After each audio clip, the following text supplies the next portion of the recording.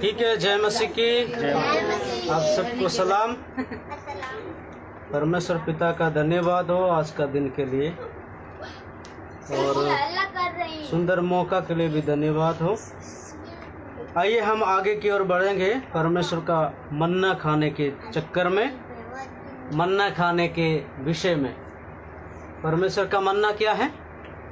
परमेश्वर का वचन। जी, मन्ना किसको दिया था परमेश्वर? आपको याद है?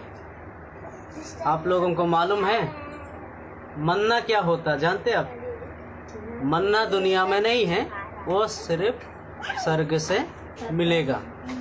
परमेश्वर अपने लोगों को जब 40 वर्ष तक, है ना, जंगल में रहते थे, जंगल में उन लोगों का सेवकाई चल रहा था, उस समय परमेश्वर क्या किया था? मन्ना दिया था। मन्ना देकर लोगों को तृप्त कराया था। जंगल में कुछ मिलेगा? नहीं मिलेगा। ना ही भात मिलेगा, ना ही दाल चावल मिलेगा, है ना ही रोटी मिलेगा। है, अगर आप नॉन वेज खाने वाले हो तो वो चीज़ मिलेगा, है कि नहीं? मुर्गा मुर्गी जो जंगल की होता है वो मिल जाएगा। लेकिन 6 लाख से ये लोग ज़्यादा थे। 6 लाख लोग अगर जंगल में रहेंगे, जो भी मतलब नॉन वेज खाने वाले लोग हैं, जो जो दिखेगा सारी एक दिन में ख़त्म कर देंगे। उसके बाद क्या खाएंगे? क्या खा सकते हैं? कुछ भी नहीं मिल सकता। लेकिन परमेश्वर ने क्या किया? उन लोगों को मन्ना खिलाकर तृप्त कर दिया। मतलब वचन की भूख, वचन की प्यास हमें होना है, तभी हमें तृप्त मिलेगा, तृप्त मिलेगा। आज का हम मनन के लिए हम पढ़ेंगे 2 तीमुथियुस 3 अध्याय उसका 12 वचन। ठीक है, उसमें अगर आपके पास पेन है उसमें आप निशाना बनाइए। निशाना बनाकर रखेंगे तो आपके लिए अच्छा होगा। जैसे मेरा देखिए कितना निशाना बनाया है ना, है कि नहीं? ये बाइबल क्या है? बाइबल घर पे रखकर, है ना, आरती उतारने के लिए नहीं। अगरबत्ती जला के वो करने के लिए नहीं, बाइबल पढ़ने के लिए दिया जाता है। इसको पढ़ो, परमेश्वर का इच्छा को जानो, किस प्रकार चलना है, किस प्रकार नहीं चलना। जब तक हम बाइबल नहीं पढ़ेंगे हमारा जीवन बदलेगा नहीं, थोड़ा थोड़ा रह जाएगा। संपूर्ण बदलने के लिए, बदल जाने के लिए बाइबल पढ़ना, सुनना बहुत जरूरी है। हालेलुया। ये एक पढ़ने वाला किताब भी कह सकते हैं। पहला तो जीवन का पुस्तक है, दूसरा है पढ़ने वाला किताब है। जय मसीह की। ये किताब को, इस बाइबल को हर कोई पढ़ सकता है, चाहे उसी धर्म से क्यों ना हो, उसी बिरादरी से क्यों ना हो, चाहे कोई भी बाइबल परमेश्वर का वचन पढ़ सकता है। इसमें कोई भेदभाव नहीं। चाहे अम्मा को आती है, अम्मा पढ़ सकती है, चाहे, है ना, कोई भी, मतलब बोलने का मतलब है ना? जी, नहीं आता फिर भी जिसको पढ़ना लिखना आता है वो बाइबल पढ़ सकता। और जो सुन तो सकता ना, जो पढ़ लिख नहीं है, अंगूठा छाप है, सुन तो सकता है। हिंदी आता है हमको लगभग, हम समझ सकते हैं, इसलिए आपको मुझे सुनना भी बहुत जरूर। हो सकता है आपके घर में बाइबल है, परमेश्वर का वचन है, लड़का लड़की से बोले, नाती या नातनी होंगे, उससे बोलिए बेटा थोड़ा पढ़ लो, हम सुनना चाहें। ठीक है? तो जब हम सुनेंगे ध्यान के साथ, प्रार्थना के साथ, परमेश्वर आपसे मुझसे बात करने लगेंगे। क्या है? बात करने लगेंगे, आपको योजना देने लगेंगे, हमारा कमी की बातें निकाल देंगे। कैसे चलने से क्या मिलेगा, आशीष मिलेगा, श्राप मिलेगा या दंड मिलेगा, वो भी आपको परमेश्वर बताएगा। जय मसीह की। इसलिए अभी हम सिर्फ परमेश्वर का मन्ना खाएंगे। परमेश्वर आपके मेरे लिए क्या योजना बनाया उसको हम सुनने जाएंगे। और अभी हम पढ़ेंगे 2 तीमुथियुस 3:12। दूसरी बात मैं आपसे कहना चाहता हूं, कलीसिया के अंदर एक अनुशासन होना। कलीसिया मतलब जैसे आप सभा भी कहते हैं, प्रार्थना का घर कहते हैं, है ना, चर्च कहते हैं कुछ लोग, यीशु सत्संग कहते हैं कुछ लोग, और यीशु दरबार कहते हैं कुछ लोग, है ना। बहुत से ऐसे नाम हैं, लेकिन एक ही नाम है, कलीसिया। प्रभु ने कहा है ये तुम मेरा कलीसिया हो। 2 से अधिक जब हम होते हैं कलीसिया है। जय मसीह। 2 से अधिक कलीसिया कहा जाता है। कलीसिया ये घर नहीं है, कलीसिया हम और आप है। जय मसीह की। अच्छे से बढ़िया से आप सुन लीजिए, आपको प्रभु आशीष देंगे, बात करेंगे जी। कलीसिया के अंदर अनुशासन होना है। अभी जैसे मान के चले आपके पास मोबाइल होगा ना, मोबाइल क्या करना, बीच बीच में फोन आते रहेगा, या शैतान भी ऐसे करेगा, किसी भाई के मन में काम करेगा, फोन कर उसको, फोन कर, वो फोन करता रहेगा। फिर क्या होगा, आप भी डिस्टर्ब हो जाएंगे, बगल वाले भी, और सुनाने वाला भी, सिखाने वाला भी डिस्टर्ब हो जाएगा। तो कलीसिया में हम मोबाइल अगर हमारे पास है, हम क्या करना है, साइलेंस में रखना है, स्विच ऑफ ना करें, है ना। ऐसे ऐसे इम्पोर्टेंट कॉल भी आ सकता है कभी कभी, तो उसमें आपको मुझे थोड़ा बाहर जाके हम बात करें। अंदर बैठ के अगर बात करेंगे क्या होगा, वो भी डिस्टर्ब का कारण हो जाएगा, है ना बहन। जय मसीह। जय मसीह की। अगर हम किसी अधिकारी के पास जाएंगे, डीएम है, एसडी में है, कलेक्टर है ना, या मुख्यमंत्री के पास जाना होगा, वहां जाने से पहले सुन लीजिए, वहां जाने से पहले क्या होता है मालूम आपको, गुड्डू भाई को मालूम होगा। वहां जाने से पहले आपको नीचे से ऊपर तक चेकअप किया जाएगा। क्या आप पकड़ा है, क्यों मोबाइल पकड़े हो, क्यों आप मीडिया वाले हो, मतलब ऐसे ऐसे सारे ऊपर से नीचे तक जांच किया जाएगा। यदि आप पेन भी लिए हो, पेन भी उनको देना पड़ेगा, मोबाइल लिए हो, मोबाइल भी देना पड़ेगा। जो कुछ अपने साथ लिए हो सारी उनको सिक्योरिटी को देना पड़ेगा, वॉचमैन को। उसके बाद ही अंदर जाने को आपको मौका मिलेगा। सोच के देखिएगा, अगर डीएम है, एसडीएम है और कलेक्टर है और सीएम साहब है, उसके पास जाने से इतना स्ट्रिक्ट है, इतना अलाउड नहीं है, तो संगति में, कलीसिया में, जिसमें राजाओं का राजा, प्रभुओं का प्रभु उपस्थिति है, वहां पे आपका मेरा कितना अनुशासन होना। हम किसी साधारण परमेश्वर को आराधना नहीं करते हैं, हम डीएम को बनाने वाला को आराधना करते हैं, सीएम को बनाने वाला को आराधना करते हैं। इसलिए कलीसिया में अनुशासन रहना बहुत जरूरी है। जय मसीह की। और साधारण तौर से भी हम जो जो सुनते हैं वो गंभीरता से लेना, साधारण नहीं बनाना, गंभीरता से लेना। सही में ये वचन मेरे लिए था। कुछ लोग कहेंगे सर जी आज बहुत बढ़िया वचन प्रार्थना किया या प्रचार किया, पास्टर जी बहुत अच्छे अच्छे वचन बोला, है ना। ऐसे बोलने से नहीं होगा। सर जी या पास्टर जी जो आज वचन बातें किया ना, प्रचार किया ना, सिखाया ना, वो मेरे लिए था, है ना, मेरे लिए था कहना, मेरे को बचाया, मेरे को बात किया, मेरे को उद्धार दिया, मेरा मन ऐसा था, मेरा जीवन ऐसा था। जय मसीह की। आपको मुझे इस तरीका से रहना है।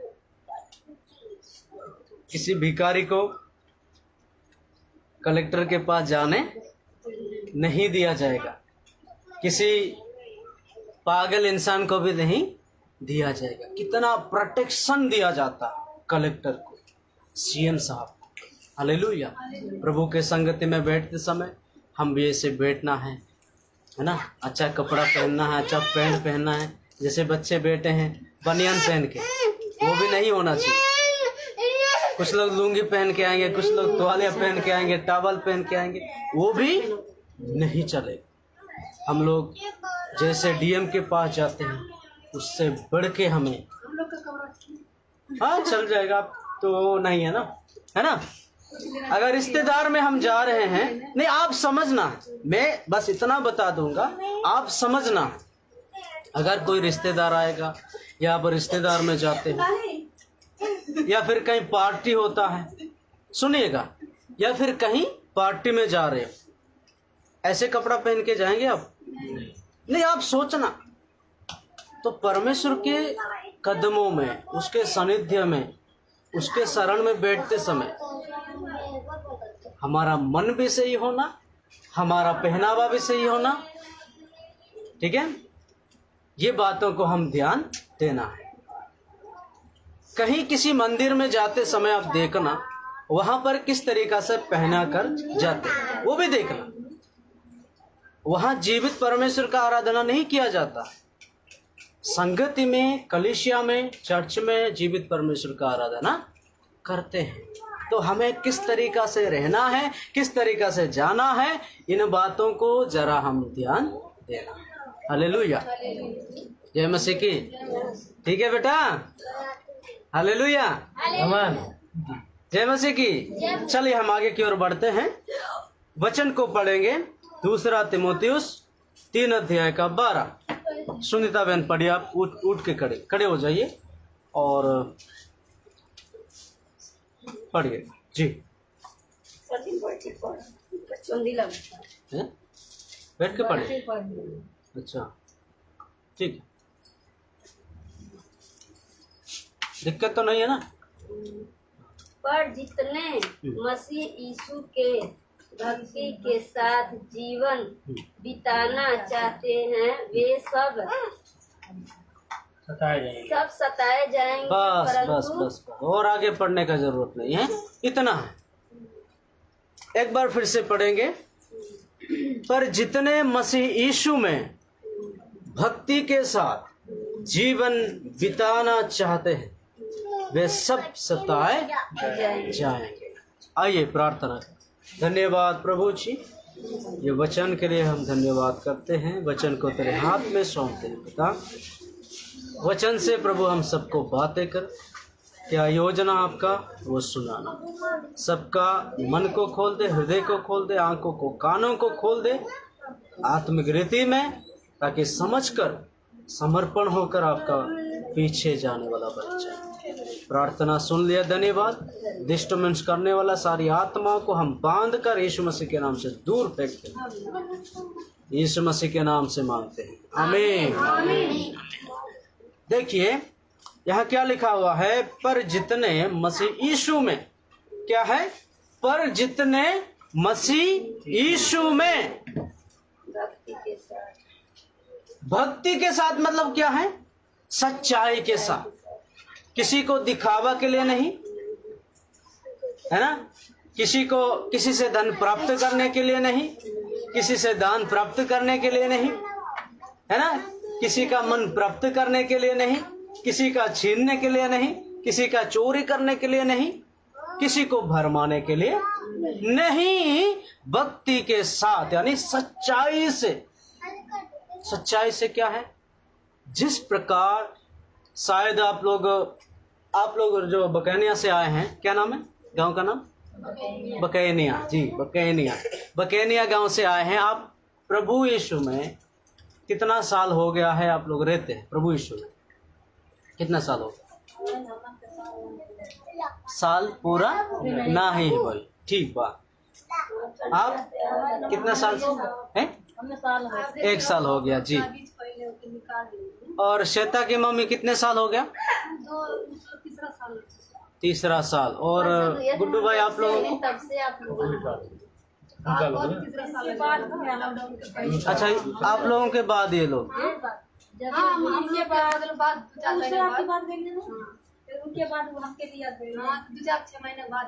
अच्छा, तो सबसे पहले विश्वासी ये है ना?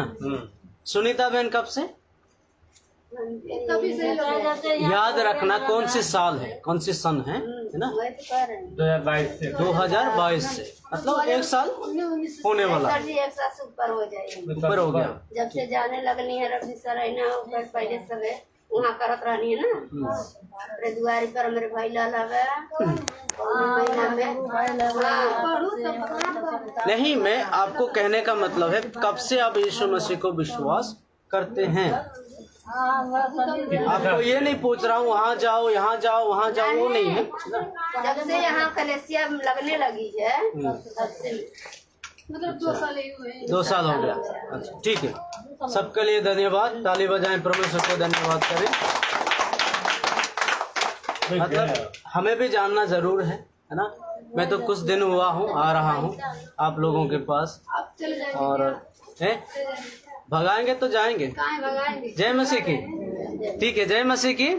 मतलब अभी देखिएगा, जैसे स्कूल में होता है, स्कूल में अगर ये बच्चा 3 साल का होने वाला है, मेरा लड़का, तो इनको अगर 2 क्लास में पढ़ाने वाला किताबों को इसको पढ़ाया जाएगा तो ये समझ पाएगा क्या? नहीं पाएगा ना। अगर नर्सरी मतलब आंगनवाड़ी में जिस बातों को सिखाया जाता है सिर्फ वो ही समझेगा, खेलना कूदना, है ना बेटा, ऐसा नहीं है, ऐसा खाना, ऐसा पानी पीना, वहां पर बोली चाल को सीखते बच्चे आंगनवाड़ी में, नर्सरी में। उसके बाद यहाँ योग होने के बाद 1 क्लास में आते हैं, ठीक है ना, और 1 क्लास के बाद दूसरा क्लास के बाद ऐसे बढ़ते जाएगा। उसी प्रकार आत्मिकता में भी है। जय मसीह की। मैं आपसे कहना चाहूंगा, यीशु मसीह के पास 12 चेले थे।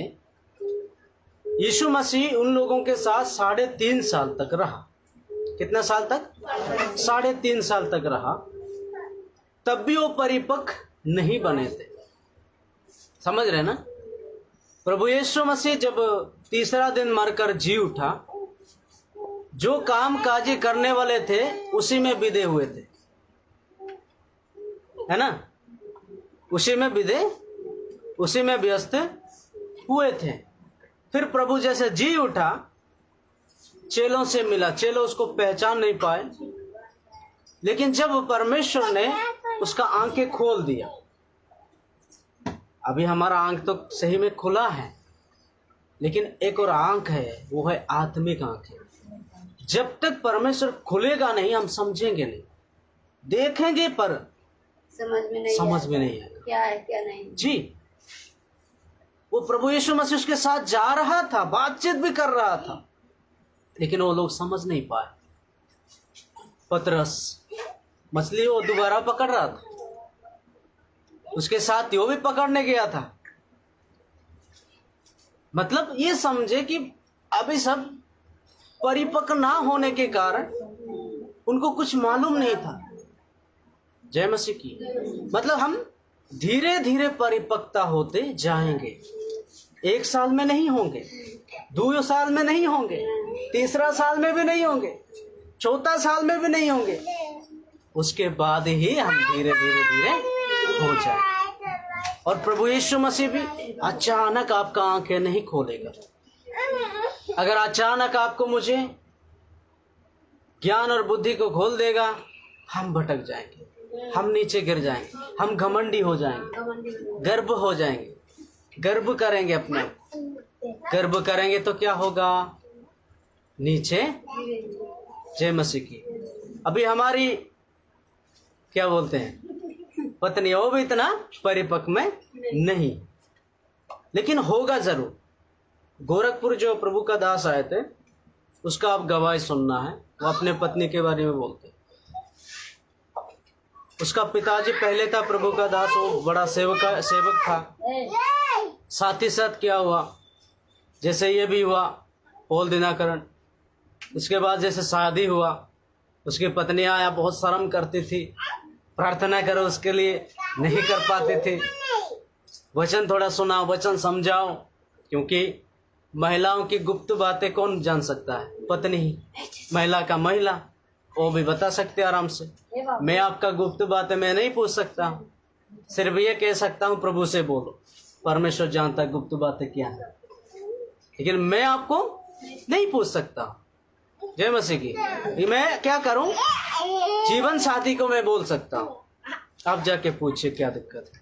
हो सकता है आप भी उसके लिए दुआ करें, या हो सकता है मुझे बताएं, या फिर हम घर पे दोनों मिलकर इस चीज के लिए दुआ कर सकते हैं।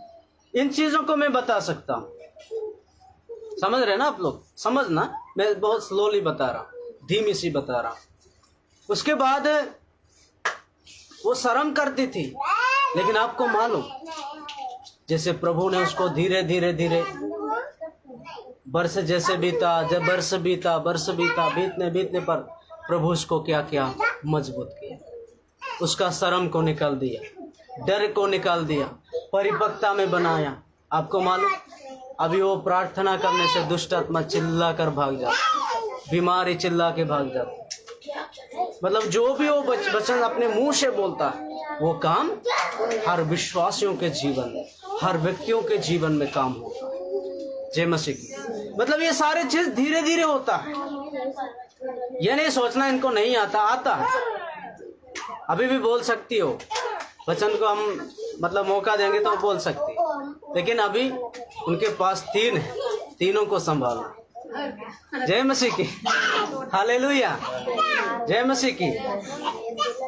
सुनीता बहन ठीक है, ठीक है ना? जैसे वो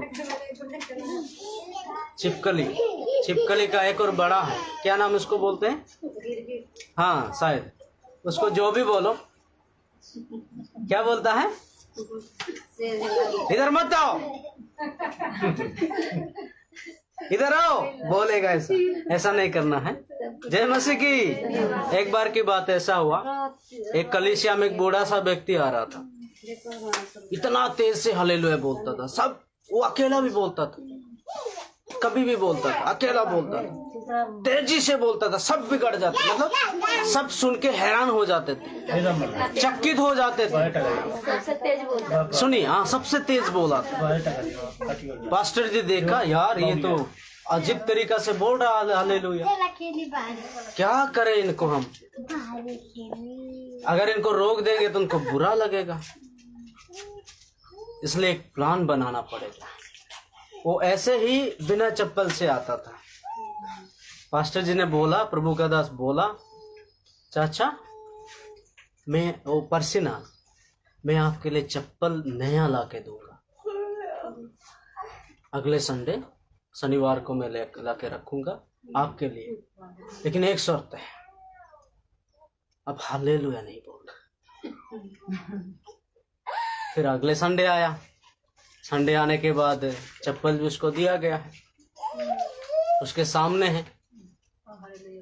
और उसके बाद क्या हुआ, आराधना शुरू किया गया, उनके मन में आ रहा है, लेकिन पास्टर जी उससे बोला क्या है उसके मन, आप बच्चों को मत दीजिए ये चीज, ये खेलने वाला नहीं है, ये पढ़ने वाला, ठीक है? जय मसीह की। उसके मन में क्या हुआ, आ रहा है हालेलुया बोला, आ रहा है हालेलुया। उन्होंने क्या बोला, मुझे कुछ मिले या ना मिले हालेलुया बोल।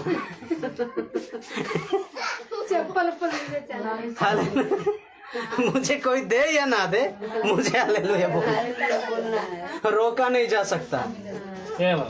जय मसीह की। मैं आपसे कहना चाहता हूँ, ऐसे ऐसे लोग हैं, आप रोकने की कोशिश भी करें। जिसके मन में प्रभु है, जिसके अंदर प्रभु यीशु है, उसी को कोई रोक नहीं सकता है। वो प्रभु में अपने आप बढ़ने लगेगा। आप बताएं या ना बताएं, आप उसको साथ दे या ना दे, वो हमेशा प्रभु के लिए परिपक्वता में बढ़ते जाएगा। मेरा कहने का मतलब है, हाँ मेरा कहने का मतलब क्या है, परिपक्वता में हमें बढ़ना है, धीरे धीरे सब कुछ हो जाएगा। लेकिन हमारा टॉपिक आज का अलग है, वो है अगर हम सत्य परमेश्वर को ग्रहण करेंगे, सत्य परमेश्वर के पीछे जाएंगे, सत्य परमेश्वर को हम पकड़ेंगे, सत्य परमेश्वर की बातों में आगे बढ़ेंगे, आपके बगल वाला आपके परिवार में जो विश्वास ना करता है, उसी के द्वारा, आपके गांव के द्वारा, हमारा देश के द्वारा हमें सताव मिलेगा, हमें ताड़ना मिलेगा। जय मसीह की। ऐसे एक 3 व्यक्ति है, उनके बारे में मैं बताकर समाप्त करूंगा, आप बड़े ध्यान से सुनिएगा, ठीक है। दानियल की किताब जब आप पढ़ेंगे, उसमें एक बात को हम देख सकते हैं। दानियल कहां पर मिलेगा आप लोगों को याद है? नहीं याद है? पुराने नियम में मिलेगा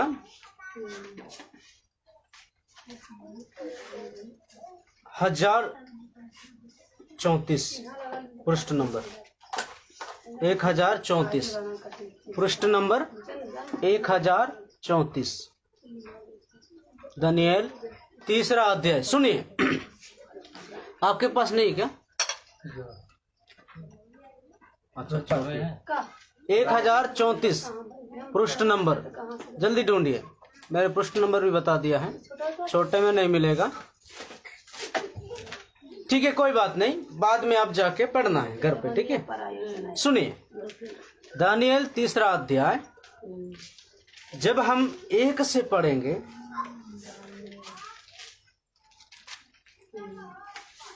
30 वचन तक, सुनिए, 1 से लेकर के 30 वचन तक पढ़ेंगे, वहां पर एक विषय को हम देख सकते हैं। भाई का नाम सद्रक था और दूसरा का नाम मेशक था और तीसरा का नाम अबेदनगो था।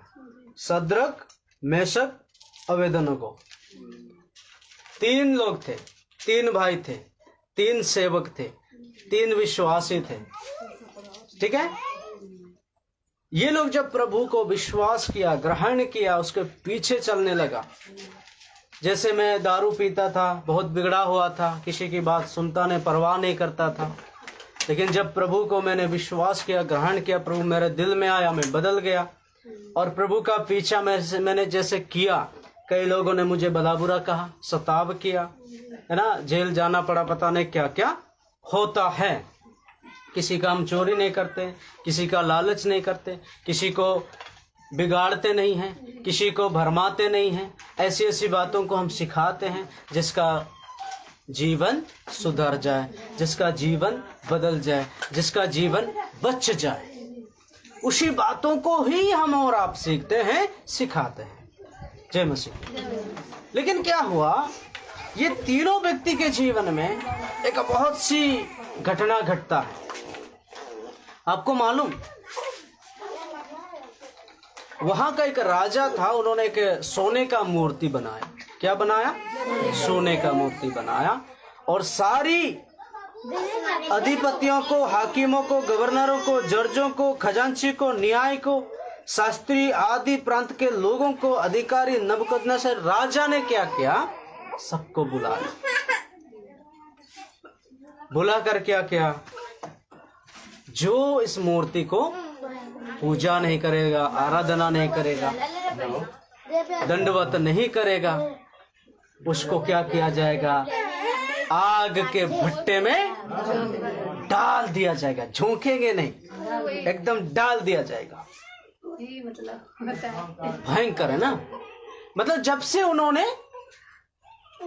हो सकता मैं भी पहले मूर्ति पूजा कर रहा था, हम क्या पहाड़ को, जंगल को पूजते थे, लेकिन जब हमें सच्चाई पता चला, जिस परमेश्वर का भी मैं सेवकाई करता हूँ, वही परमेश्वर पहाड़ को बनाया, वही परमेश्वर जंगल को बनाया, और उसी परमेश्वर को छोड़कर हम सृष्टि को पूजेंगे तो क्या होगा? उसको बुरा लगेगा, है ना। अगर हम हकीकत पिता जो हमारा बाप है उसको छोड़ के बगल वाला से अगर हम इज्जत करेंगे, सम्मान करेंगे, पिता का सम्मान उसको देंगे, हमारा पिता को कैसा लगेगा? अच्छा लगेगा? बुरा लगेगा। उसी प्रकार है, परमेश्वर बनाया सारे चीजों को, सारे सृष्टि को, सारे पेड़ पौधे, जीव जंतु और पत्थर, जो कुछ भी, लेकिन इंसान क्या करता है, मैं भी ऐसा था, इन चीजों को पूछता था, उसको छोड़कर उसको बुरा लगता था। लेकिन जब मैंने बाइबल पढ़ा, प्रभु यीशु मसीह के बारे में जाना, जानने के बाद क्या हुआ, वो सारे चीजें हम छोड़कर सृष्टिकर्ता को पकड़े, उसको पूजने लगे, उसकी आराधना करने लगे। उसके बाद क्या हुआ, लोग हमें सताने लगे, ये मूर्ति पूजा छोड़ दिया है, जंगल पूजना, पहाड़ पूजना छोड़ दिया, बलिदान देना छोड़ दिया है, कर कर वो सताने लगे, धर्म बदल लिया, पता नहीं क्या क्या बोल। हम आज भी धर्म नहीं बदलाया, हम अपना मन को बदलाया। जिस कागजात में हम पहले थे वही कागजात में अभी भी है। धर्म बदलने का मतलब क्या होता है, कागजात भी हमारा चेंज होना, सब कुछ रहता है, जय मसीह की। लेकिन हमारा धर्म, और प्रभु यीशु मसीह भी धर्म बदलने के लिए नहीं आया था। जो भविष्यवाणी पहले भविष्यवक्ताओं ने किया था वही पूरा करने आया था, बिगाड़ने नहीं आया था, किसी का धर्म बदलने नहीं आया था। हालेलुया। वो सच्चाई को बताने, स्वर्ग का राज के बारे में यहाँ बताने आया था। जय मसीह की। मतलब मेरा कहने का मतलब, सारे गवर्नर, सारे अधिपति, सारी हाकिम, सारी जज, खजांची, न्यायालय, शास्त्री लोग, फरीसी लोग क्या किया, अपने लोगों को, अपने देशवासियों के बोला, राजा का ये हुक्म है। जैसे डीजे बजेगा आजकल होता ना, डपली बजेगा, ढोलक बजेगा, दुम दुम दुम दुम ऐसे जो मारते हैं ना, नगाड़े बजेगा, सब लोग दंडवत करना है, सब लोग आराधना करना है, सब लोग महिमा करना करके। जय मसीह की। इसका हुक्म है राजा का। लेकिन आपको मालूम, उनके बीच में 3 प्रभु के लोग, 3 प्रभु के दास हैं, जो सृष्टिकर्ता को विश्वास करने वाले लोग। उन्होंने क्या किया, जब नगड़ा बजा, डपली बजा, ढोलक बजा, झंझन बजा, झांझ बजा, बांझने के बाद भी वो दंडवत नहीं कर रहे। हालेलुया। अभी आप समझना, दंडवत नहीं कर रहे, मूर्ति को पूजा नहीं कर रहे, आराधना नहीं कर रहे, उसकी महिमा नहीं कर रहे। बहुत सारे लोगों ने देखा जो उसके विरोध में थे, सबसे पहले बढ़ के उधो राजा के पास जाके बोला, सैनिक के पास जाके बोला, राजा के नीचे काम करने वाले के पास जाकर बोला, 3 व्यक्ति हैं जिसका नाम सदरक, मेशक, अबेदनोग है, ये दोनों आराधना दंडवत नहीं करते। उसके बाद राजा को गुस्सा आया, गांव के लोगों को गुस्सा आया, फरीसी, शास्त्री, न्यायालय, खजांची, अधिकारी, सभी लोगों को गुस्सा आया। फिर राजा का एक शर्त था, एक वायदा था, क्या है, आग के भट्टे में डाल दिया जाएगा जो सोने का मूर्ति को। देखिए, ये लोगों को दूसरी बात मैं कहना चाहता हूँ, सोने का मूर्ति इसलिए वो दंडवत नहीं किया, इसलिए पूजा आराधना नहीं किए, ये तो इंसान के बनाया हुआ चीज है ना। इंसान जैसे सोचते हैं वैसे बनाते हैं, वैसे सुंदर किया, वैसे दिमाग लगाकर उसको बनाया दिया गया। लेकिन वो सोना भी एक दिन क्या होगा, नष्ट हो जाएगा। जब पृथ्वी पिघल जाएगा, ये पाप वाला सृष्टि क्या हो जाएगा, नष्ट हो जाएगा। एक स्वर्ग से एक और पृथ्वी आएगा, ये पृथ्वी नष्ट हो जाएगा। उसी समय ये पृथ्वी के अंदर जितना भी वस्तु पाया जाता है वो सारे क्या हो जाएगा, नष्ट हो जाएगा। लेकिन इंसान जो उसको नहीं पूज रहा है, सच्चाई को जानने के बाद, ऐसे लोग क्या होगा, हमेशा के लिए जीवित रहेगा और नए पृथ्वी में प्रवेश किया जाएगा। हमें ताली बजा के प्रभु को धन्यवाद करें। उसके बाद क्या हुआ, राजा उसको बुलाया, आओ लेकर आओ उसको। जब बलवान लोग थे उसको बोले, हुक्म दिया, जाओ उनको लेके आओ। उन्होंने गया, उसको पकड़े, राजा के सम्मुख में लेकर आए। राजा बोला, मेरा एक शर्त है, मेरा एक वायदा है, जो इस मूर्ति को पूजा नहीं करेगा, दंडवत नहीं करेगा, आग के भट्टे में डाल दिया जाएगा। इसलिए क्या किए राजा? 1 गुना नहीं, 2 गुना नहीं, 3 गुना नहीं, 7 गुना आग को बढ़ाया जाए। कितना गुना? 7 गुना। देखिए, सच्चाई के पीछे जाने के पीछे, प्रभु यीशु की आराधना करने की बजाय, उसकी महिमा करने की बजाय, उसका प्रतिफल क्या है?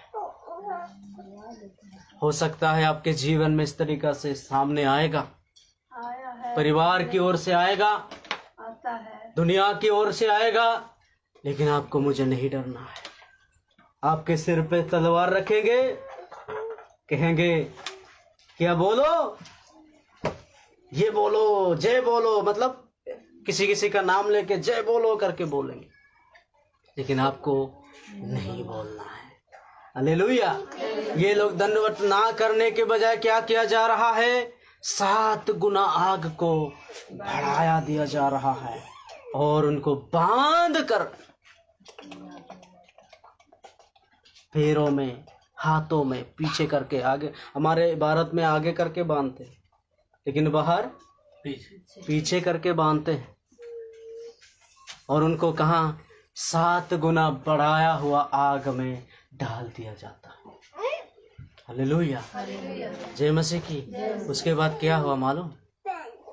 क्या हुआ? मैं पढ़ के सुनाऊंगा थोड़ा सा।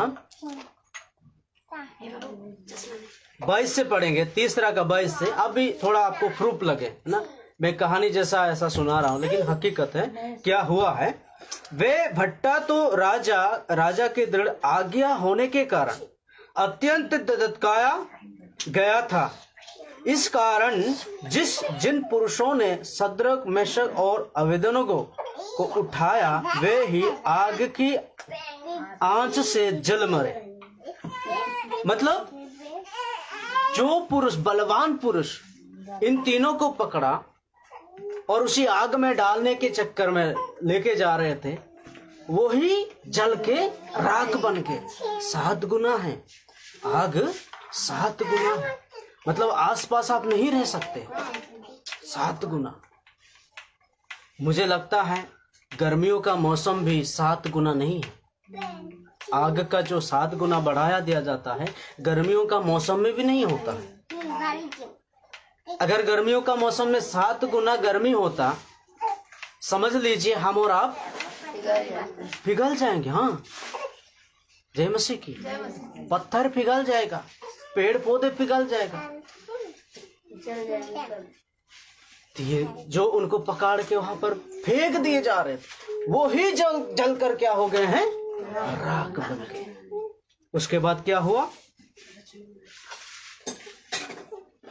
से जल मरे और उसी धधके हुए भट्टे के बीच में तीनों पुरुष सद्रक, मेशक और अबेदनगो को बांधे हुए फेंक दिए गए। हालेलुया, फेंक दिए गए। तब नबूकदनेस्सर राजा अचंभित हुआ। क्या हुआ? उसको फेंकने के बाद क्या हुआ? आप देखिए परमेश्वर का बड़ा चमत्कार को। और घबरा कर उठ खड़ा हुआ और अपने मंत्रियों से पूछने लगा, क्या हमने उस आग के बीच 3 ही पुरुष को बांधे हुए नहीं डलवाए? क्या है? राजा क्या पूछ रहा है? उसी भट्टे में सिर्फ 3 को तो डाल दिया गया था, है ना? लेकिन अब क्या हुआ? नहीं बचे नहीं। आप सुनिए, पहले डलवाए। उन्होंने राजा को उत्तर दिया, हाँ राजा। क्या है? मंत्री लोग बोला क्या है? हाँ राजा। सच बात है, झूठी बात नहीं, सच बात है। फिर उसने कहा, अब मैं देखता हूं कि 4 पुरुष आग के बीच खुले हुए टहल रहे हैं और उनको कुछ भी हानि नहीं पहुंची, और 4थे पुरुष का स्वरूप ईश्वर के पुत्र के सदृश है। Hallelujah, hallelujah. ईश्वर के पुत्र कौन है? यीशु मसीह। पुराने के समय में, पुरातन नियम में भी यीशु मसीह एक एक जगह पर दिखाई देता है। हालेलुया। तीनों को डाल दिया गया है, फिर एक कहां से आ गया? अचंबा हो गए मंत्री लोग, अचंबा, वहां पर जितने अधिपति लोग थे, हाकिम लोग थे, शास्त्री फरीसी लोग थे, अचंबा हो गए, ये कैसे हो सकता है? मैं आपसे कहना चाहूंगा, आप प्रभु के लोग हैं, आप यीशु मसीह को पहना है। आमीन। आप विश्वास करते हो, आप उसके संतान हो। आमीन। यस। आपको भी जानता है आग, आपको जानता है सूर्य, आपको जानता है पत्थर, आपको जानता है पेड़, आपको जानता है लाइट, आपको जानता है परमेश्वर जिस चीज को, जिस वस्तु को बनाया है, उस सृष्टि को बनाया, वो सृष्टि आपको जानता है। ताली बजाएं परमेश्वर के लिए। यहाँ पर 3 व्यक्तियों को आग जानता था, और आग ये सोचा, ये बोला, ये 3 मनुष्य साधारण नहीं, ये परमेश्वर के दास लोग हैं, परमेश्वर के विश्वासी लोग हैं, परमेश्वर के पीछे चलने वाले लोग हैं, परमेश्वर को भय करने वाले लोग हैं। उन्होंने क्या कहा? तीसरा का जब आप पढ़ेंगे 17 से, हमारा परमेश्वर जिसकी हम उपासना करते हैं, तीसरा का 17 देखेंगे, ठीक है। हमारा परमेश्वर जिसकी हम उपासना करते हैं, वे हमको उस ददत के हुए भट्टे की आग से बचाने की शक्ति रखता है। जय मसीह की। आपके जीवन में कुछ परेशानी, दिक्कत, बीमारी, तनाव, समस्या होगा, वो जानता है। मैं कुछ दिन के लिए इनके घर रह सकता हूँ, ये बहन के जीवन में रह सकता हूँ, इस शरीर में काम कर सकता हूँ, लेकिन मुझे एक दिन जाना पड़ेगा, क्योंकि ये प्रभु की है, ये यीशु की है, सर्वशक्तिमान का बेटी है, बेटा है, मैं टिक नहीं सकता। कौन जानता है बीमारी? कौन जानता है शैतान? कौन जानता है दुष्ट आत्मा? कौन जानता है परेशानी? हालेलुया। बचाने की शक्ति रखता है, वरन हे राजा, वे हमें तेरे हाथ से भी छुड़ा सकता है। 18, परंतु यदि नहीं तो भी, तो है राजा, तुझे मालूम हो कि हम लोग तेरे देवता की उपासना नहीं करेंगे और ना तेरी खड़ी हुई कराई हुई सोने की मूर्त को दंडवत करेंगे। वहां पर क्या बोल रहे? चाहे हमें परमेश्वर बचाए या ना बचाए, तो भी हम सोने की मूर्त को, इंसान को बनाया हो मूर्त को हम दंडवत नहीं करें। हमारा संविधान को लिखने वाला, भारत के संविधान को लिखने वाला बाबा साहब डॉक्टर भीमराव अम्बेडकर भी क्या बोला? वो खुद ही ना ही मूर्त को पूजा किया, ना ही अपने लोगों को पूजा करने दिया। हालेलुया। लेकिन आजकल उल्टा हो गया है, उसको भी मानते हैं। हालेलुया। बहुत सारे लोग इस बात को जानते नहीं, अभी भी पता नहीं। हम अपने आप को हिंदू बोलते हैं, हम हिंदू नहीं, भारत के मूल निवासी। हालेलुया। हिंदू हम नहीं है, हमें कोई बनाया गया है, हम हिंदू नहीं है। जय मसीह की। ये हकीकत है, ये कलयुग नहीं है, ये कलम युग है। मैं आपसे उत्साहित करना चाहता हूँ, हम जब अपने बच्चों को पढ़ाएंगे, लिखवाएंगे, तभी सच्चाई क्या है, इसके पीछे छिपा हुआ क्या बात है, हम जान सकते हैं। पहले के समय पे आपको मुझे पढ़ने के अधिकार नहीं था, ये साड़ी पहनने के अधिकार नहीं था, ये चप्पल जूता पहनने के अधिकार नहीं था, ये चूड़ियां, ये बिंदियां पहनने के लिए अधिकार नहीं था। गले मटका बांध डाला था। Yes, hallelujah.